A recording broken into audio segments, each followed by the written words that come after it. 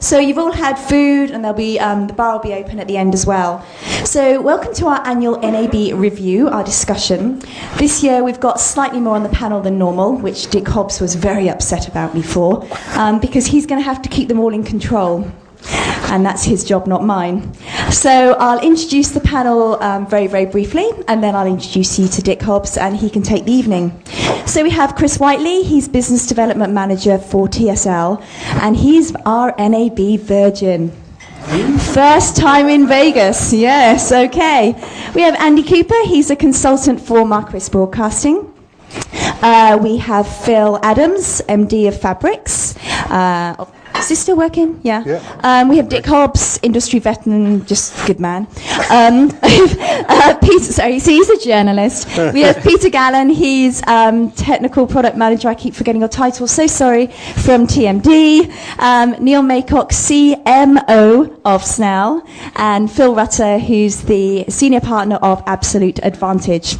Okay, this is going to be a very, very informal session as per normal. They're going to speak for a couple of seconds, and then you can be as interactive, as loud, as abusive, as controversial, as interesting but not boring as you would like. Thank you. Jenny, thank you. Before we start, some good news and some bad news. Most of you will know, I'm sure all of you know, Adrian Scott, and know he's not been well. He's very much on the mend. Today's message is that he's walked a quarter of a mile without sticks, so he's feeling that he's very much on the mend. More than he could do before. Well, that's pretty much what I said to him, actually. On a rather sad note, many of you will remember David Fenton, who was sales director of Syntel for forever. I heard today that he was killed yesterday in a somewhat bizarre accident. They've retired to France, and he went out fishing and hooked a high voltage line, I'm afraid. And so we've lost David Fenton, and that happened yesterday. I know no more about that. Sorry to bring you bad news. Thank you very much for turning up. Nice to see everybody.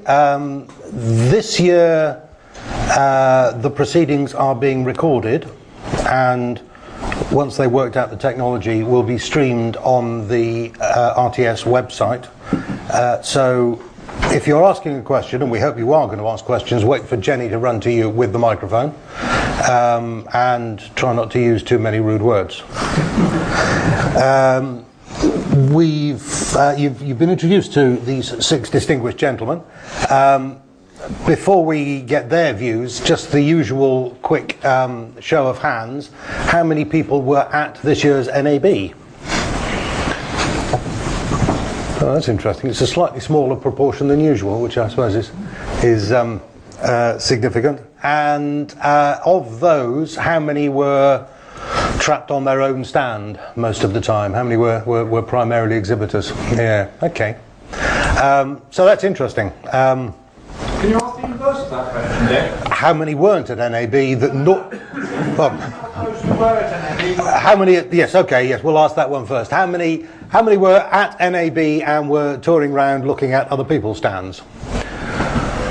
Yeah, so fairly small number. And how many... I suppose the interesting one is how many would say they would normally be at NAB or are regular visitors to NAB and weren't there this year for whatever reason? Yeah, okay, yes. That sort of fits in with the gut feeling about numbers. As you're, I'm sure, aware, NAB is frankly disgraceful at managing its audience. It makes no attempt to count the people who are actually there. It publishes figures on registrations, and as registration is free and takes about a minute on the website, doesn't really prove very much. The numbers this year registration numbers were about 20% down.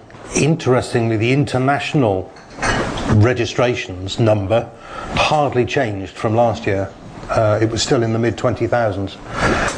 So one theory is that there might have been more international visitors at NAB this year. or the numbers are just utterly unreliable. We don't know.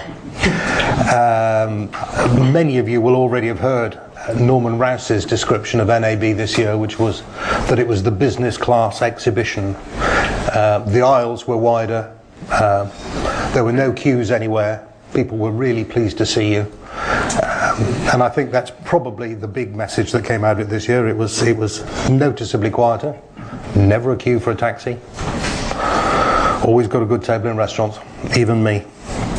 Anyway, those are my impressions. I can go on more about it at inordinate length, but let's take the views of some people who were actually there.